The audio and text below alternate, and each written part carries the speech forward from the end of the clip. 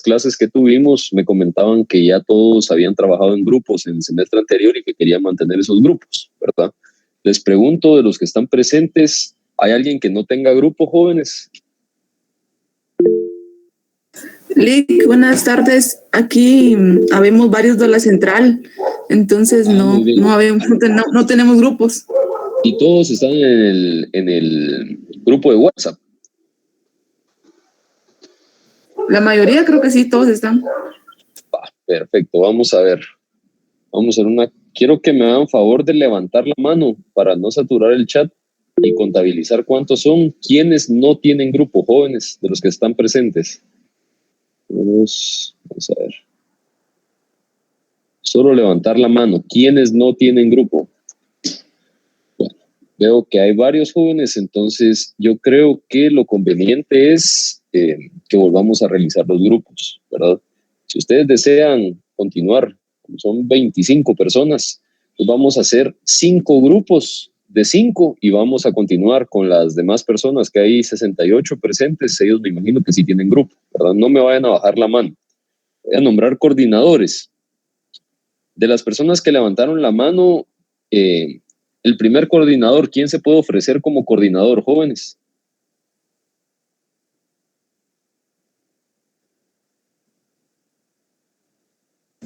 ¿Alguien que desee ser coordinador? Brenda.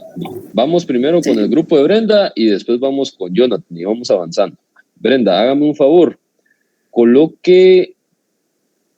Vamos a ver, Carmen, porque sí necesito que tengan todos contacto, ¿verdad? Entonces, por favor, Carmen Patricia Axpú, coloque su número de teléfono de WhatsApp en el chat. Carmen Patricia Axpú. Gabriela Ishmucamé, por favor, coloque su número de teléfono. Brenda, si me hace favor usted como coordinadora de agregar los números que nos van enviando en este momento de teléfono y de esa manera vamos a conformar los grupos. Bueno, aquí van 3. Rafa Shinico Chacón, ¿me podría brindar su número de teléfono por chat, por favor? Leslie René Veras también.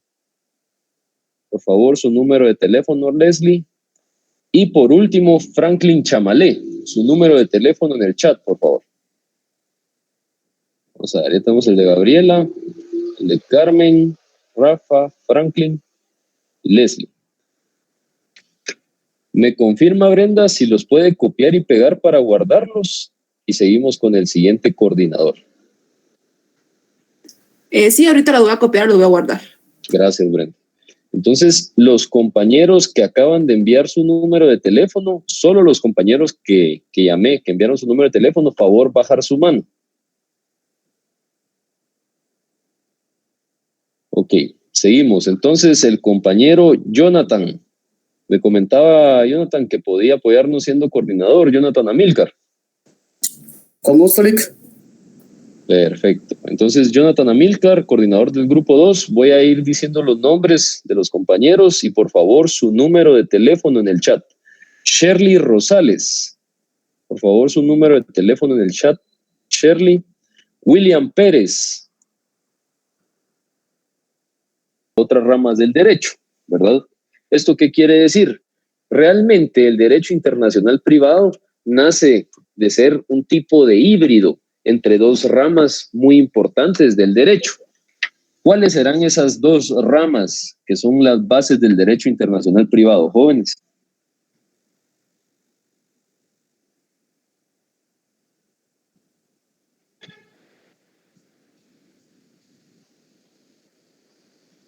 Recuerdan que lo venimos repitiendo un poco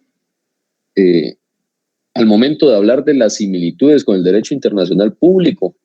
Vemos que el derecho internacional privado es un derecho internacional público, pero sujeto a normas del derecho mercantil, ¿verdad? A poder arreglar y dirimir las diferencias y el litigio entre... ¿Sería la costumbre, licenciado? La costumbre, muy bien, es una base.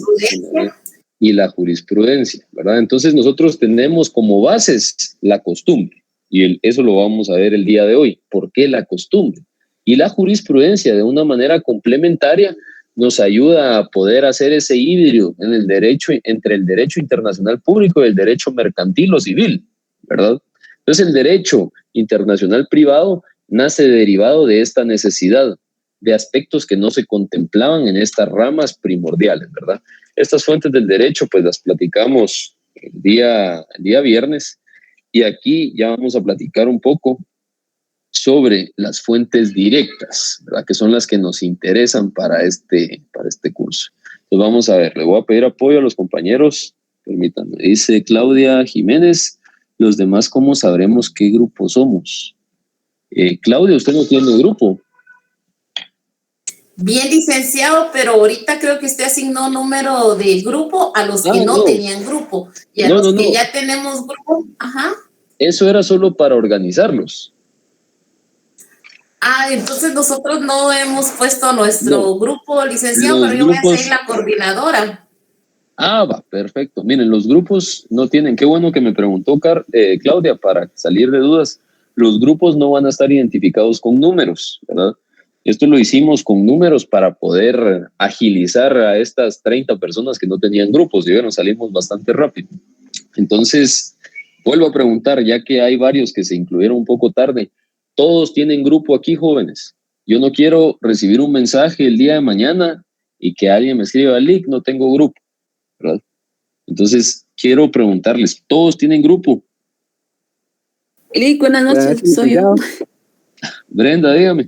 Y después Pedro. Lo que pasa es que hay una chava que no está porque está trabajando, pero yo ya tengo 8 en el grupo y me dice que sí puede estar en el mío. Ok, ella no tiene. Ella no tiene. Ok, entonces agréguela, ¿verdad? Salgamos diligentes de esto de los grupos, ¿verdad? Porque yo sé lo complicado que es organizar grupos jóvenes. Si es complicado hacerlo presencial, crean que es complicado, los entiendo de manera virtual, pero si ustedes pueden incluir a alguien, incluyámoslo, no hay ningún problema. La compañera Carmen, dígame, compañera. Licenciado, buenas noches. A la compañera del primer grupo que usted mencionó, ¿será que nos puede mandar un mensaje para que nos quede registrado, compañera? La coordinadora. Sí, el primer grupo que usted empezó a formar. Va, miren pues, si por gustan... favor, para estar seguros, gracias. No tenga pena. Si gusta, vamos en lo que estamos dando la clase porque hay personas que imagino que solo guardaron, hay coordinadores que solo guardaron los contactos, o los números, ¿verdad? Los copiaron y los pegaron y tal vez ya con tiempo lo van a agregar. Entonces, para el día de mañana, ustedes ya tienen que estar confirmados, ¿sí? En los grupos, no se preocupen. Vamos a ver, Pedro Alexander, dígame, Pedro. Buenas noches, licenciado. Buenas noches. Dice que yo no tengo grupo porque, bueno, me conecté un poco tarde, ¿verdad? Entonces, y fíjese que también en este curso está mi hermano, pero venimos juntos porque venimos del trabajo, entonces no sé si usted nos haría el favor de integrarnos a algún grupo, por favor. O sea, vos y tu hermano están recibiendo en tu cuenta, digamos, él no está conectado. Bien, se conecta, lo que pasa es que por hoy, como salimos algo tarde, entonces no está conectado. Pero pregunto ahorita para que me mandaras sus 2 nombres completos y números de teléfono. Y vamos a ver, de los coordinadores, recuerdo que hay un grupo que tiene solo 4. ¿Quién es el coordinador de ese grupo? Gracias, licenciado. Le voy a mandar los nombres porque sí, ahorita solo con una cuenta estamos conectados. María Cristina. Va, entonces haceme favor, Pedro, de mandar su nombre completo y número de teléfono, perdón. Y la compañera María Cristina va a ser su coordinadora. Gracias, licenciado, muy amable. Gracias. Va, está bien, pues. Gracias, María Cristina. Voy ahí por el apoyo. Bueno, entonces vamos a ver, Daniela Ruballos, dígame. Yo también, licenciado, me uní hace un momento por cuestiones laborales y creo que no tengo grupo. No sé si me podría agregar al de alguien. Gracias. Si quiere, María Cristina, agreguemos a los 3 de una vez y así ustedes tienen 7. Entonces, Daniela, hágame el favor de mandar su nombre completo y su número de teléfono para que María Cristina la pueda agregar. Ok, bueno, ya con esto de los grupos ya salimos, ¿verdad, jóvenes? Ya no hay nadie sin grupo. Entonces, Para que nosotros entendamos las fuentes, el origen, de dónde nace el derecho internacional privado, nosotros tenemos que clasificarlo, ¿verdad? Tenemos fuentes indirectas que se utilizan únicamente como un tipo de guía, pero me interesa que estudiemos las fuentes directas, que son aquellas que son invocadas, que son más utilizadas dentro de las legislaciones internacionales, ¿verdad? Entonces, la ley nacional. Vamos a ver. Compañera Ana Lucía del Rosario, ayúdenme a leer qué es la ley nacional como fuente del derecho internacional privado, por favor, Ana Lucía. Bueno, buenas noches. Ley nacional. Esta es una de las principales fuentes. El derecho internacional privado se nutre de las normas y principios que están establecidos en los códigos y demás leyes nacionales. La importancia de estas normas y principios radica en el hecho de que todos ellos encuentran un factor de conexión. Este establece de por sí el sistema propio de derecho internacional privado que predomina en una legislación determinada. Muchas gracias. Bueno, aquí nosotros ya empezamos a entender, ¿verdad?, la diferencia en la resolución de conflictos entre el derecho internacional público y el derecho internacional privado, ¿verdad? ¿Cómo se resuelven los conflictos en el derecho internacional público, jóvenes? Ojo que si les repito una pregunta en varias clases y en varias ocasiones es por algo, ¿verdad? Entonces hay que tener mucho ojo con las preguntas que son consecutivas. Pues, ¿cómo se dirimen, cómo se resuelven los conflictos en el derecho internacional público, jóvenes? Aplicando la ley nacional, licenciado, del país donde se da el problema. Puede ser, pero tenemos mecanismos. De los tratados. Ajá, o los tratados es internacionales. Muy bien, tratados es uno. ¿Qué más? Medios diplomáticos. Medios diplomáticos, ajá. Convenios, ¿verdad? Entonces tenemos mecanismos, tenemos herramientas. Convenios cerrados. Entonces los mismos estados, a través de sus representaciones, resuelven esos conflictos a través de estos mecanismos. A diferencia del derecho internacional privado, ¿sí?, que ¿quién resuelve los conflictos en el derecho internacional privado, jóvenes? ¿Quiénes son los que resuelven los conflictos en el derecho internacional privado? Dígame, José. Los órganos jurisdiccionales entre estados. Muy bien. Los órganos jurisdiccionales, ¿sí?, de los distintos estados. Es decir, la representación judicial de un país con la representación judicial de otro país deben de encontrar ¿qué? Un factor de conexión, ¿sí?, entre sus leyes nacionales. Obviamente, el derecho internacional privado no podría existir si no tuviera principios y normas establecidas que se establecen a través del llamado Código de Derecho Internacional Privado, o conocido también como Código de Bustamante, que también lo vamos a platicar el día de hoy. Entonces vemos de que para resolver esos conflictos, vemos que la fuente del derecho internacional privado yace en sus normas y principios que son intrínsecos de esta rama del derecho, y también de ese mecanismo que busca encontrar un factor de conexión, ¿sí?, entre los dos sistemas que poseen un conflicto, ¿verdad? Y no es que los sistemas posean un conflicto, sino que las partes, los individuos, tratan de acoplarse a los dos sistemas, realizando y creando un conflicto de donde debemos nosotros buscar un factor de conexión, ¿verdad? Entonces, en el derecho internacional privado, ¿sí?, nosotros siempre vamos a ver que va a predominar una legislación determinada. Para hacer este análisis, yo se los puedo decir, si nosotros analizamos, por ejemplo, conflictos de derecho internacional privado, que vamos a analizar algunas resoluciones, algunas sentencias, ustedes se van a dar cuenta que la interpretación normativa es mucho más extensa que una interpretación judicial interna en Guatemala, ¿verdad? Aquí ya la mayoría, si no es que todos, ya tuvieron la oportunidad de ver, estudiar un amparo, ¿verdad? ¿Sí o no? Ya todos han visto un amparo, un escrito de amparo.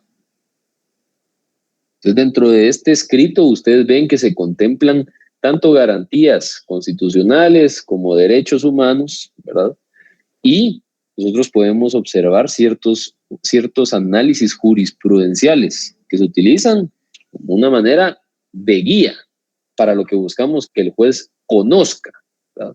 Y buscamos que resuelva a favor de nuestros intereses. Pero en el derecho internacional privado, nosotros vemos este tipo de jurisprudencia de forma macro, ¿verdad? Nosotros vemos las resoluciones de ambas legislaciones. Y si fuese un conflicto entre no solo 2, sino que 3, 4 o 5 distintas legislaciones, se imaginan ese análisis, ¿verdad? Entonces aquí, dependiendo de la cantidad de nacionalidades, podemos nosotros observar la magnitud del estudio que va a requerir ese conflicto, ¿verdad? Entonces vamos con las fuentes, directas a través de los tratados internacionales. Le vamos a pedir apoyo al compañero Edwin Josué. ¿Nos puede apoyar, Edwin? Sí, Lick.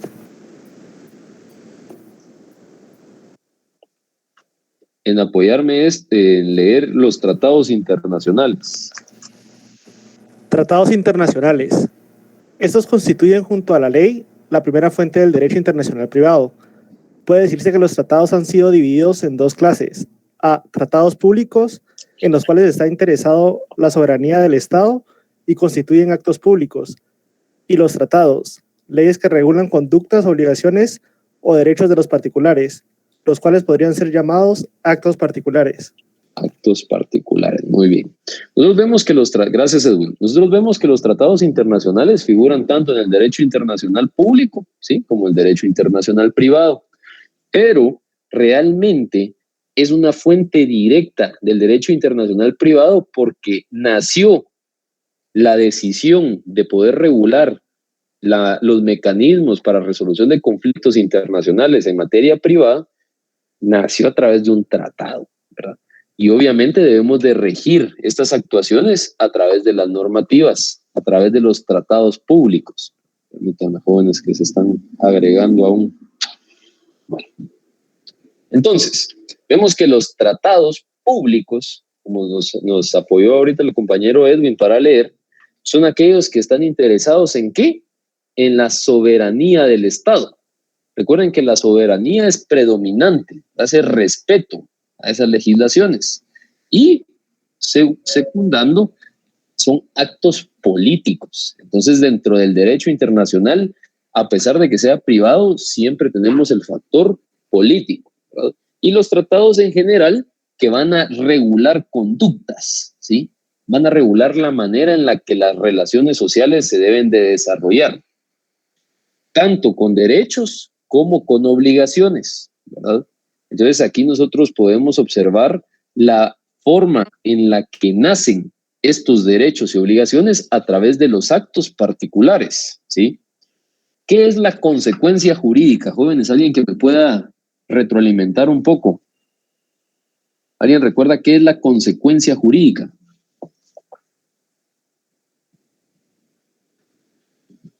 Recuerden que ahí tienen yo les publiqué ya su glosario de términos juristas. Es para que ustedes también lo tengan ahí a la mano en las clases y vayan anotando. ¿Qué es la consecuencia jurídica? Los hechos que se contemplan en una norma, licenciado. Muy bien, muy bien. ¿Y por qué hechos? ¿Por qué no decimos actos? Si nosotros analizamos la composición de la norma, vemos que hay un supuesto jurídico, ¿verdad? Quien hiciere, cuando pasare, ¿verdad? Son supuestos, son hechos.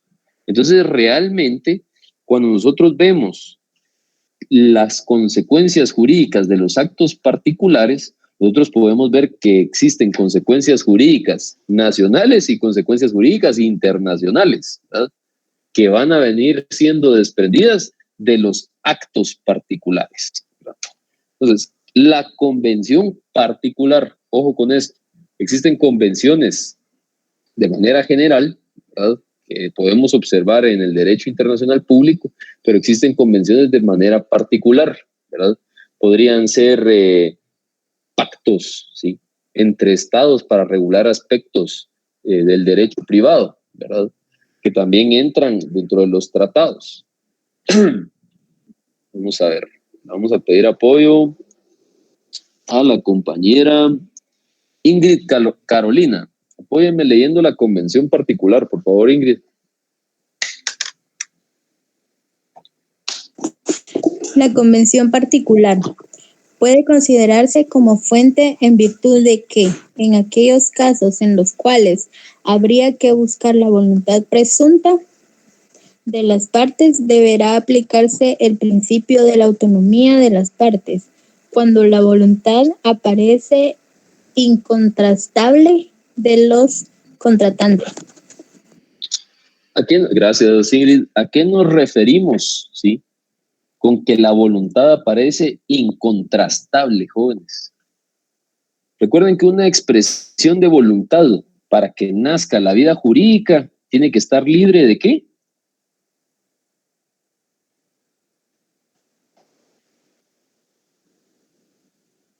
De vicio, licenciado. De vicios, ¿verdad?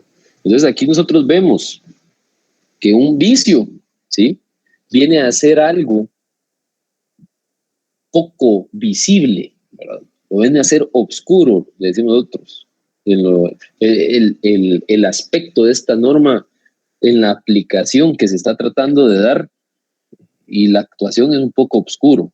Cuando ustedes analizan algún caso y ven, por ejemplo, si se quieren dedicar al derecho penal y ven la formulación de cargos, por ejemplo, que hace el Ministerio Público, cuando ustedes le están tipificando la conducta de su cliente y ustedes lo ven como no está encuadrado tanto la acción, sino que va un poco más alejado, ¿verdad? Ahí nosotros estamos viendo que puede existir una obscuridad en la aplicación de la norma. Entonces lo que se busca al hablar de la autonomía, ¿sí?, de las partes cuando la voluntad aparece incontrastable, quiere decir de que se busca que esta declaración de voluntad sea íntegra, libre de vicios, sea clara, ¿sí? Esa es la verdadera autonomía.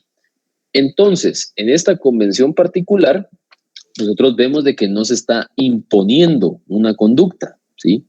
Aquí nosotros estamos respetando la conducta que las partes desean declarar voluntariamente libre de vicios, ¿verdad? Las fuentes indirectas. Dentro de las fuentes indirectas, yo les coloqué 3 diapositivas, ¿sí? Entonces, ustedes van a ver aquí arriba, cuando tengan las presentaciones, van a ver el numeral romano 1, ¿sí? Y a continuación va a tener el 2 y la próxima va a tener el 3, ¿verdad? Entonces es necesario que las tengan en orden, ¿de acuerdo? Entonces la costumbre, platicábamos, ¿verdad?, de por qué la costumbre es una fuente indirecta, pero es una de las bases del derecho internacional privado.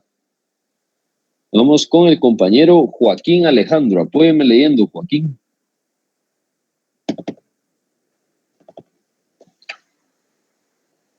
Compañero Joaquín Alejandro, ¿está por ahí?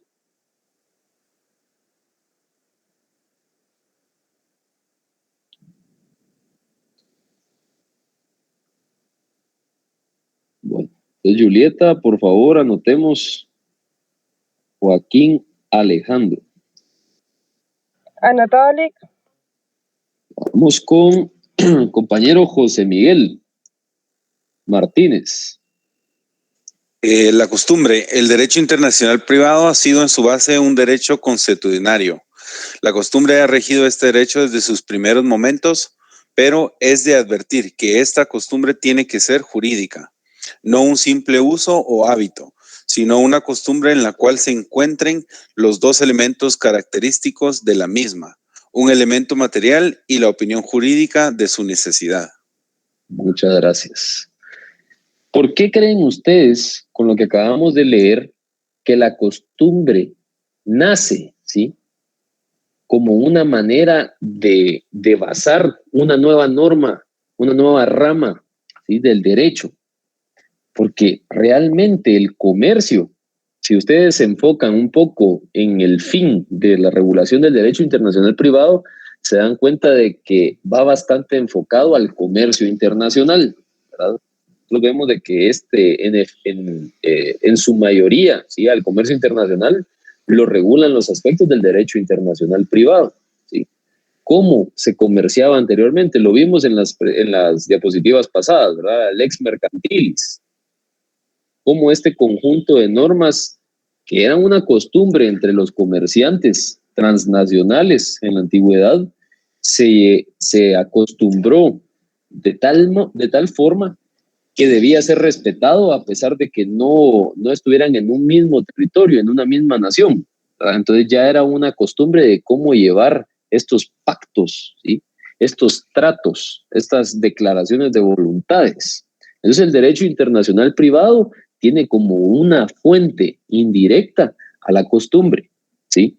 Entonces desde sus primeros momentos, como nos leía el compañero, nosotros vemos de que no debe de ser una costumbre jurídica, ¿verdad? No necesariamente, ¿sí? Nosotros podemos pactar algo que la ley no regula específicamente y va a ser respetado como una norma, al igual que el derecho consuetudinario, ¿sí? No lo vamos a tomar tampoco como un simple uso o hábito. Es costumbre. Violentar una costumbre tiene consecuencias, jóvenes. ¿Sí o no?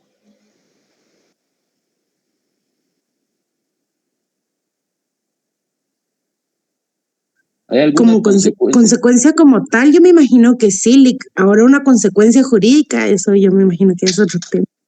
Mire pues, una consecuencia jurídica es otro tema definitivamente, ¿verdad? Pero la pregunta es, violentar una costumbre que no es jurídica, tiene una consecuencia jurídica.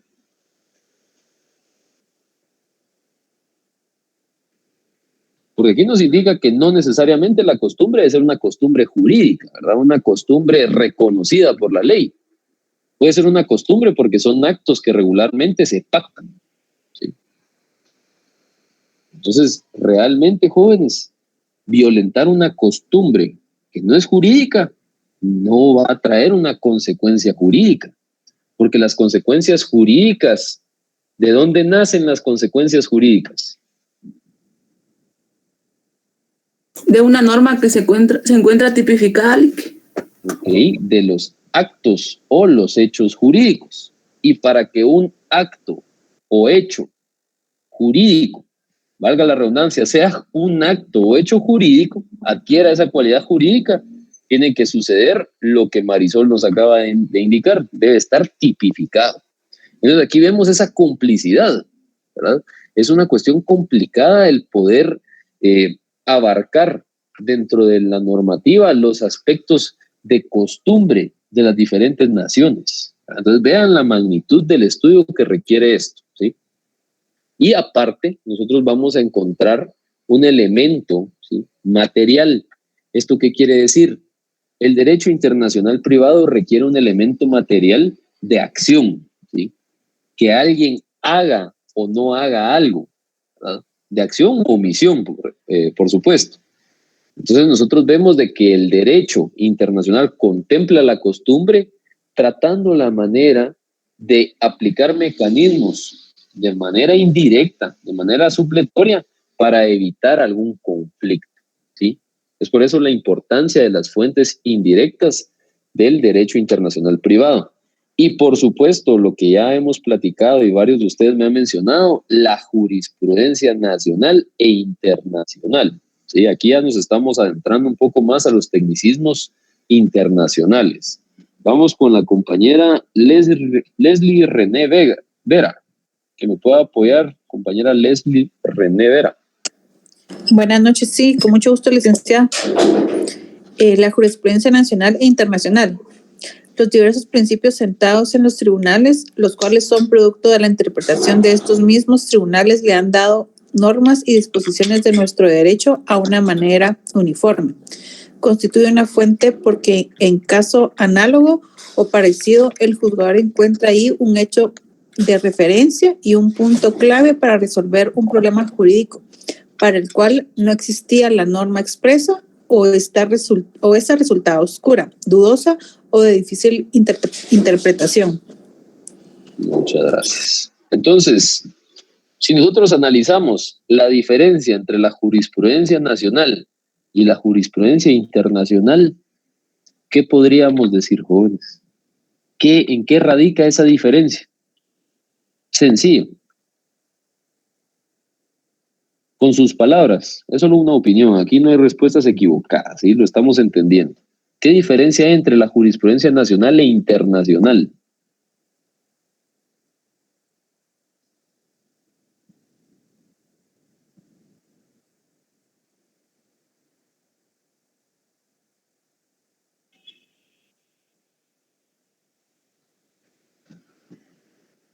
Es una pregunta sencilla, joven. Que las leyes de cada estado son distintas, licenciado. Muy bien. Que realmente la pregunta es tan sencilla, ¿sí? Como, ¿por qué algo es internacional? Licenciado, porque la aplicación o la interpretación de una ley es precepto legal denominado. Sí, pero ¿por qué sería internacional en ese caso? Porque sería tal vez porque estados. ¿Cómo? Porque implicaría dos estados, no solo uno. Implicaría un estado extranjero, así es, ¿sí? Como dice Marlene. Entonces, una jurisprudencia internacional es la aplicación de una jurisprudencia extranjera. ¿Eso qué quiere decir? Es la aplicación en un territorio extranjero de una jurisprudencia que es de otra nación, ¿verdad? Entonces es sencillo. Ustedes ya saben qué es la jurisprudencia. ¿Cuántos fallos se necesitan para que la Corte Suprema de Justicia cree la jurisprudencia? La Corte Suprema de Justicia. 5. ¿La Corte de Constitucionalidad, entonces? 3. 3. Muy bien. Entonces tenemos 3 y 5. Estos aspectos, ¿sí? No necesariamente se van a respetar en las distintas jurisprudencias internacionales, ¿verdad? Entonces nosotros, como guatemaltecos, no podemos buscar reconocer un cierto tipo de resoluciones consecutivas como jurisprudencia si es internacional, ¿verdad? Nosotros podemos invocar jurisprudencia ya reconocida. Eso siempre, ¿verdad, jóvenes? Ustedes ya saben cómo buscar jurisprudencia. Aquí en Guatemala.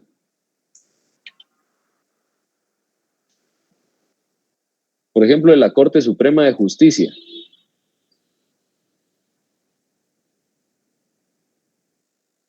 En los fallos de las cortes. Sí, pero digamos, si ahorita ustedes, por ejemplo, están haciendo un caso y quieren citar jurisprudencia, no sé, en materia de familia, por ejemplo.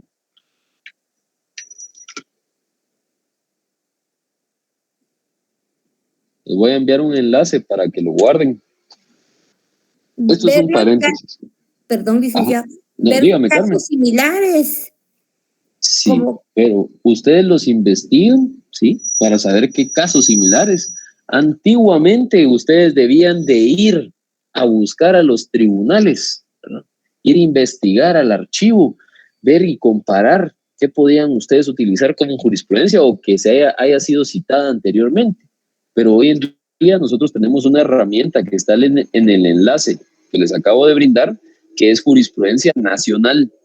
Entonces, hablando pues de la consulta jurisprudencial, nosotros podemos analizar los fallos a través de las gacetas. Si hablamos de la Corte Suprema de Justicia, a través de las gacetas de las salas de cortes de apelaciones, ¿verdad? O de algunos tribunales pluripersonales.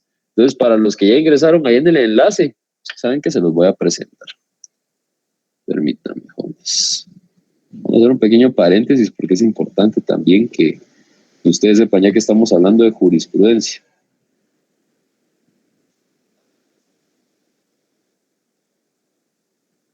Me comento, pueden analizar y leer las sentencias. Entonces, si ustedes se toman el tiempo de leer sentencias en la materia que se quieran especializar o en el caso que ustedes vayan a desarrollar, ustedes pueden obtener aquí información muy valiosa, con fundamentos, con antecedentes, con jurisprudencia.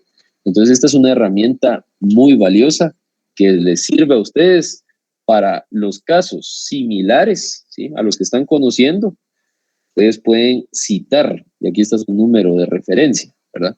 Entonces, por ejemplo, si, bueno, no quieren ver de familia y quieren ver, por ejemplo, de tratado, a todos aquellos a los que han despedido, les han violado sus derechos laborales.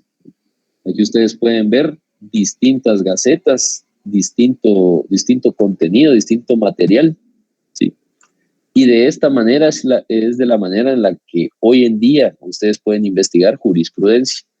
De igual manera funciona en distintos ordenamientos jurídicos, ¿verdad? Pero es un poco más complicado citar jurisprudencia internacional. Por eso les comentaba de que es bastante forzoso y tedioso hasta cierto punto el tener que buscar jurisprudencia nacional y tener que encontrar jurisprudencia internacional para poder hacer un análisis comparativo. Entonces, la jurisprudencia nacional e internacional siempre va a tener que tener un punto clave de resolución, ¿sí?, del problema jurídico o del conflicto, ¿verdad? Entonces, la jurisprudencia debe de tener, a pesar de ser de distinta nacionalidad, debe de tener un punto de relación, ¿verdad?, para el cual no existía la norma expresa. Ojo con esto. Esto quiere decir que yo no puedo citar jurisprudencia de Guatemala para contrariar una norma expresa de, no sé, de Costa Rica, de Estados Unidos, por ejemplo, en el derecho internacional, ¿verdad? ¿Estamos claros? ¿Vamos claros hasta ahí, jóvenes? ¿O tenemos alguna duda? Para los que se quedaron interesados en el tema de la investigación de la jurisprudencia, ya les coloqué el enlace ahí en el chat, ¿vieron? Bueno, seguimos. Segunda presentación de las fuentes indirectas, la doctrina. Vamos con el compañero Manuel de Jesús.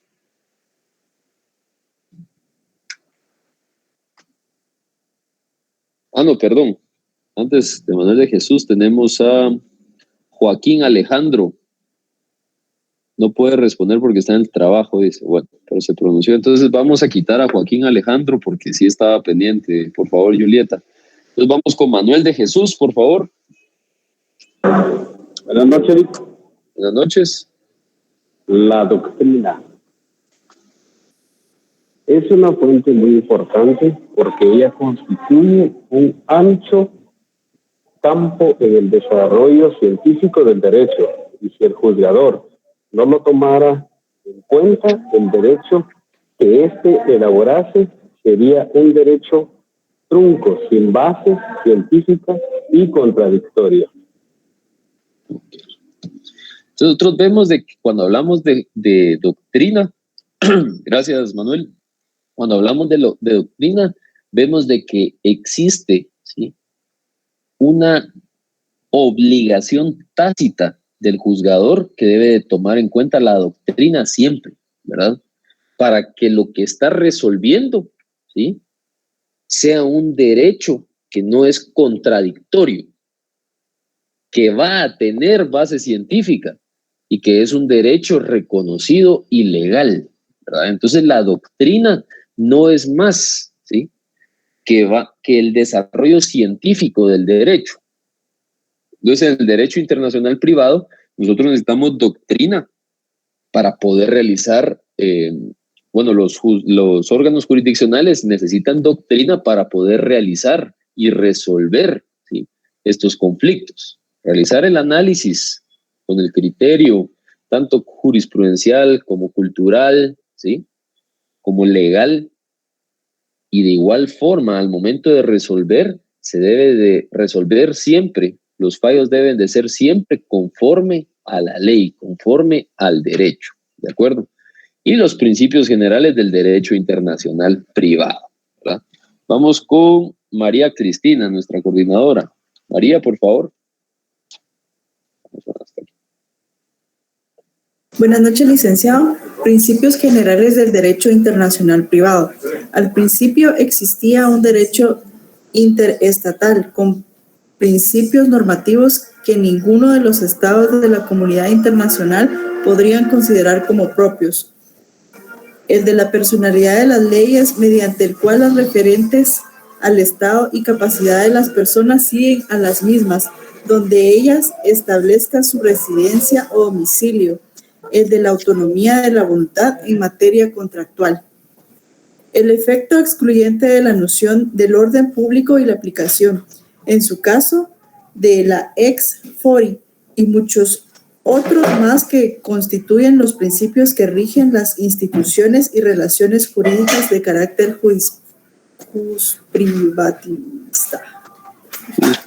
Privatista, así es. Muchas gracias, María Cristina. Vean la importancia de los principios generales del derecho. ¿Sí? En esta explicación tenemos antecedentes. Cuando hablamos de algo interestatal, yo siempre les pongo el ejemplo cuando hablamos de las normas interestatales con los estados de los Estados Unidos de América, ¿verdad? ¿Qué sucede, por ejemplo, con normas que están en Texas, que están vigentes y son positivas en Texas, que no son aplicadas, por ejemplo, no sé, en Florida, por ejemplo, ¿verdad?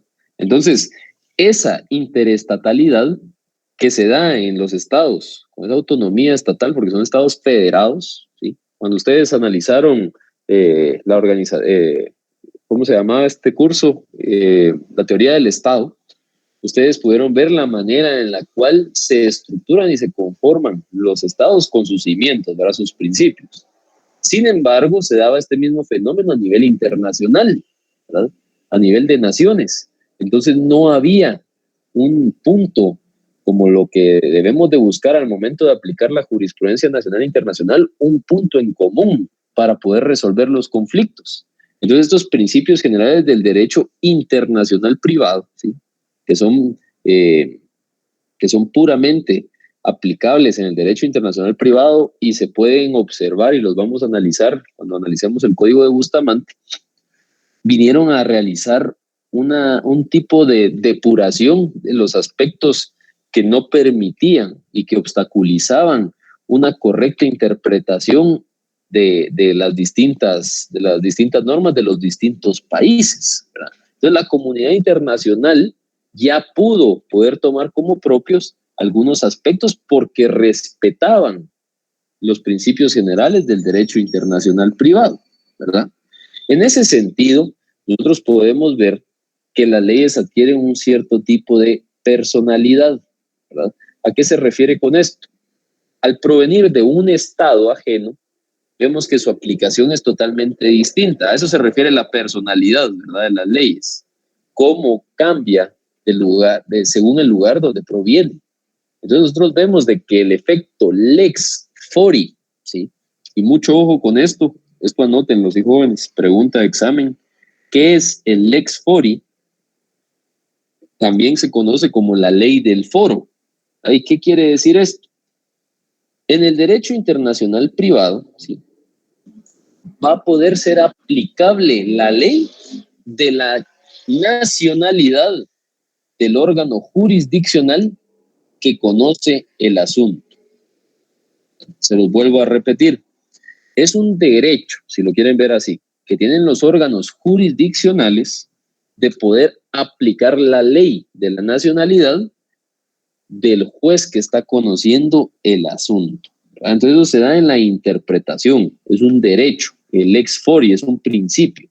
Entonces hay muchos más principios del derecho internacional privado como los que analizamos en el apartado de la Constitución que nos indicaba los conceptos y los términos y las locuciones romanas, ¿verdad? Que se recuerdan que las definimos cada una y las fundamentamos. Al igual que el lex fori, nosotros encontramos que estos son los principios generales del derecho internacional privado. ¿Y a qué se refiere una relación jurídica de carácter jus privatista? ¿Qué quiere decir jus privatista, jóvenes? ¿Qué es jus? ¿Será derecho privado, licenciado? Derecho privado, así es. Entonces vemos de que estos principios se aplican a las relaciones jurídicas de carácter privado, ¿verdad? Esto quiere decir entre particulares, ¿de acuerdo? Jóvenes, por cuestiones de tiempo, Julieta nos hizo el favor ya de enviar el enlace de asistencia. Por favor, todos verifiquen el enlace de asistencia, llénenlo con su nombre completo.